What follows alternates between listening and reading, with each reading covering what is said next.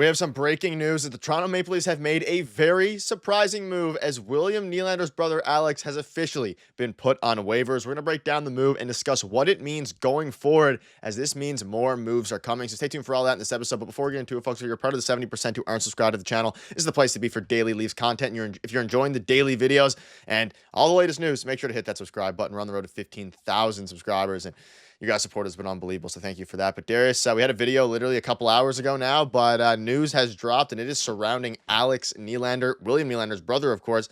He has been placed on waivers in a pretty surprising move here. Not because he's been playing well, and it's not surprising because of how, great his on-ice performance has been, but A, he's William Nylander's brother, for one, and B, they signed him to an AHL-only contract earlier this season in which he had a ton of other NHL offers, so you suspected at this point they were going to let him ride it out a little bit. But no, Alex Nylander is officially on waivers now, which means any team can claim him. We will see if other teams do claim him. This was kind of the writing on the wall was kind of already there for this after Nikita Grabenkin got sent down here. But this means a few different things. It means returns are on the horizon, which we'll dive into a little bit later in the video. But Darius, Alex Nylander, he has officially been placed on waivers, and a little bit surprising that they let him go despite his poor performance here. I have to say, I did say it from the beginning that this was a player who was called up because there was a lot of injuries. This is not a player that fits in with what the Toronto Maple Leafs want to be right now. I think that he is still an NHL player. I do believe that. And, there's a team out there, whether it be Columbus, maybe even Pittsburgh, that could use a player like this, maybe in their top six, but it just does not work with the Toronto Maple Leafs. And it was a fun story while it lasted as well. And I'm also saying this as if he's going to get claimed. I would say there's a pretty good chance he's going to get claimed because there's a couple teams out there that could use a player like this, but there's a real possibility he does just get sent back to the Marlies and he'll be on the AHL Marlies there and still in the organization and playing with his brother. And I mean, there was a couple of years ago where Jason Spezza, said, if I get put on waivers or anything here, like I'm not reporting to any other team, so don't claim me. So I'm not saying that that's going to happen here. Was speculating about that a little bit, but I think there's a real possibility he gets claimed here. It was a fun story while it lasted if he does get claimed tomorrow at the waiver deadline there at around noon. So it was a fun story, but again, he doesn't fit exactly what the Maple Leafs need. He's not really a third or fourth line player. He doesn't bring that to the table. He's more of a scorer, and he's not doing that with the Toronto Maple Leafs. So I saw the writing on the wall for sure. And with guys coming back from injury, I think this also signals, we'll get to it in a little bit, we can touch on it, Bobby McMann will probably be back tomorrow night against the Anaheim Ducks. Yeah, a lot of moves going down here. And also Dakota Mermis, he has also been placed on waivers. So the Leafs have made multiple moves here. And again, a little bit surprising in some ways, a little bit, not because, again, he didn't play phenomenally. He doesn't fit the Craig Berube system here, but I thought there was going to be a world where maybe they keep him around for a little bit longer, especially given the fact that, after all they did in the offseason, the whole AHL contract, then they converted him, hopefully, and hoping he was going to be able to play well. He just didn't, and ultimately that's the case. And also Dakota Mermis is another guy who was put on waivers, and we'll know whether or not they're claimed soon, which would be obviously helpful here. And other teams they already have Alex Nylander on their eyes. They're already looking out for Alex Nylander. And Darius, I want to get your thoughts on this as well. Other teams are already, fan bases of other teams are already saying that, hey, we should go ahead and claim this guy. And again, he has NHL experience. We'll get into his stats here in a minute, but he has NHL experience. He's shown some ability at the NHL level. And if you're a team that doesn't have an abundance of forwards, then Alex Nylander is probably as good of a flyer on the waivers as you could possibly get. Yeah, absolutely. I do truly believe that this is an NHL player. It's just not with certain teams, right? And what certain teams need. And if he's going to play in the bottom six here, it's just not going to work long term, right? It wasn't long for this team anyway. So I do think there are teams, and I mentioned it, like maybe Pittsburgh or Columbus, two teams he was just on, actually, his last two teams, or maybe even a place like Chicago could use a player like this. I think that he will play in the NHL if he is claimed. So I think it's going to be interesting to keep an eye on. He went off last year in a small sample size for the Columbus Blue Jackets as well in terms of goal scoring. So he doesn't really bring anything else to the table, but he can be a scorer, and I think a lot of teams could use that right now. I'm looking again at Chicago, at a place like Columbus, they could use players right now. So I think there's a real possibility the Leafs organization is going to lose him here. But I think the goal was for him, to sign here, to play and live with his brother, be closer to his brother. He did that. Obviously, we said, in this offseason in the summer that if injuries happen, you could see him getting a contract, being called up to the team. It was a fun story. He took pictures with his brother, got to play with his brother on the power play,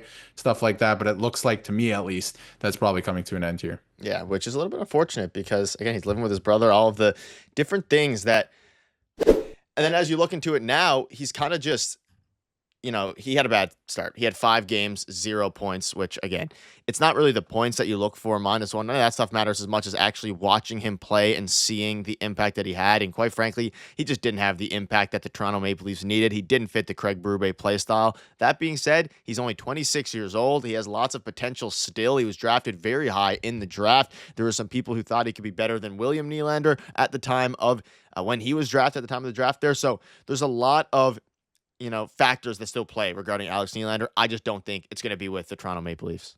No, it's probably not going to be with the Toronto Maple Leafs. It could be with the Toronto Marlies, right? He could just not be claimed. We don't know what's going to happen until we find out tomorrow afternoon, but I think there's a real chance here he gets claimed. And again, it didn't work out like you brought up. 5 games, right? And it wasn't just the fact that there's zeros almost all across the board. It's the fact that especially in the last 2 games, he took penalties that you just can't take, especially in those situations, and offensive zone penalties, excuse me. So they were bad penalties to take. He's having a negative impact in that way. He didn't fit the play style. If this is a guy who's going to play on the third and fourth line, it's just not going to work on a team like this, because what you need out of your third and fourth line, if you're the Toronto Maple Leafs, he doesn't bring to the table. So he would need to play in the top 6. He's not going to play in the top 6 in Toronto. So it's a tough situation, but it was a good story while it lasted. But again, I think he's going to end up probably playing somewhere else. And if he goes back down to the Marlies, because that is a possibility here, he's going to continue to rip it up in the AHL, and then they can call him back up if need be later in the season as well, and we might see him stick around. So that would be best case scenario, I guess, at this point, but we'll see what happens tomorrow. Yeah, interesting comment here. Alex Nylander playing hockey with his brother was a good story until he started playing hockey, which again,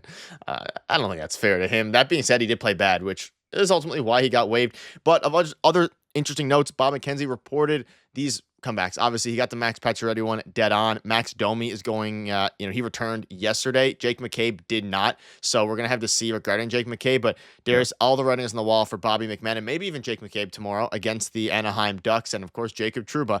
So it's going to be interesting to see. This opens up. They needed to make some moves. We didn't know exactly what was going to happen. But also of note here is that Fraser Minton, they clearly are still valuing him right now. Yeah. They're keeping him with the team. So I think he's played the best out of all the Marlies guys that came up between Gurbenkin, between Alex Steves for a brief while there, and of course, Alex Nylander. We're at a point now where, hey, Fraser Minton might be here to stay, at least for the foreseeable future. They bought him some more time. Of course, once Jake McCabe comes back, you have Yanni Hakanpää. There's still some moves that need to be made here, but ultimately, it seems Bobby McMahon is going to return tomorrow, which is very good. He was looking really good in that first line in the absence of Austin Matthews, and now we're going to see what comes next. Yeah, we'll see what comes next. And I think, with the waivers, or putting Dakota Mermis and Alex Nylander on waivers, tells me that probably Jake McCabe is coming back as well tomorrow. And then on top of that, obviously Bobby McMahon was slated to come back tomorrow anyway. So it looks like that's going to be, they're going to follow through on that. And then Jake McCabe may return tomorrow. We're going to keep tabs on that in the morning. And then obviously Fraser Minton, he does look like he was the best of the group at this point, and I'm interested to see what he's going to do with some more playing time. They're clearly buying him some time, giving him some playing time and some roadway here, so it's going to be interesting to see what he does, and I'm very interested to see if their plan changes at all, because they haven't really said anything about that, but the plan was to send them back down to the Marlies, let him develop, but he's kind of played his way into a third-line center position here, so it's going to be interesting to see the next couple games. Yeah, let us know what your thoughts are. We'll keep you up to date with all the latest news like we always do, and breaking news just dropped today, so some more news I'm sure is coming. So make sure to hit that subscribe button. Thank you guys for watching. See you later.